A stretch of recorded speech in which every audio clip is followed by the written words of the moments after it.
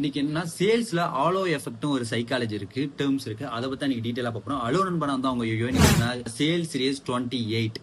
இதுல என்ன பார்க்க போறோம்னா, இப்போ எக்ஸாம்பிள் பிரியாணி ஷாப் அட் டயத்துல ஓபன் பண்றோம். ஒன்னு வந்து நான் ஓபன் பண்றேன், இன்னொன்னு வந்து அஜித் குமார் சார் ஓபன் பண்றாங்க. எங்க வந்து நிறைய பேர் போவாங்க, டிஃபால்ட்டா அஜித் குமார் சாருக்கு தானே.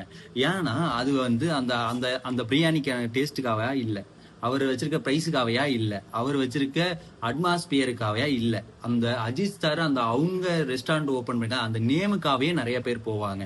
எப்படி இது நடக்குதுன்னா, ஏன்னா அவர் ஆல்ரெடி வந்து எப்படி வந்து இவ்வளவு பெரிய ஆக்டரா ஆனாங்கன்னு அப்படின்னு ஒரு ஸ்டோரி நம்மளுக்கு தெரியும்.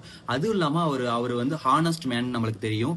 அதுவும் இல்லாம அவர் எது மூவி எடுத்தாலும் டெடிகேஷனா பண்ணுவாங்கன்னு தெரியும். அதுவும் இல்லாம நம்ம இந்தியாவுக்கு நிறைய ரேஸ்ல இது பண்ணி அவர் அச்சீவ் பண்ணது நம்ம எல்லாருக்குமே தெரியும். அந்த சின்சியாரிட்டிக்காக இவர் எது பண்ணாலும் நல்லா பண்ணிருப்பாங்க அப்படின்னு ஒரு இதுக்காகவே, அந்த ஒரு ரீசனுக்காகவே நம்ம நிறைய பேர் அவர்கிட்ட போய் பிரியாணி ஷாப்ல போய் பிரியாணி சாப்பிடுவோம். இதுக்கு பேர் தான் ஆலோ எஃபெக்ட் சொல்லுவாங்க. ஏன்னா அவங்க ஆல்ரெடி வந்து நம்ம நிறைய பேருக்கு ஃபெமிலியரா இருப்பாங்க, அவங்க எது பண்ணாலும் கரெக்டா பண்ணுவாங்கன்னு அப்படி ஒரு ரீசனுக்காகவே நம்ம போயிடுவோம் நண்பா. இப்ப அவங்க எப்படி பண்றாங்கன்னு நம்மளுக்கு தெரியாது, அந்த ஆல்ரெடி பண்ணதை வச்சு நம்ம போயிருப்போம் நண்பா. இதுதான் ஆலோ எஃபெக்ட்.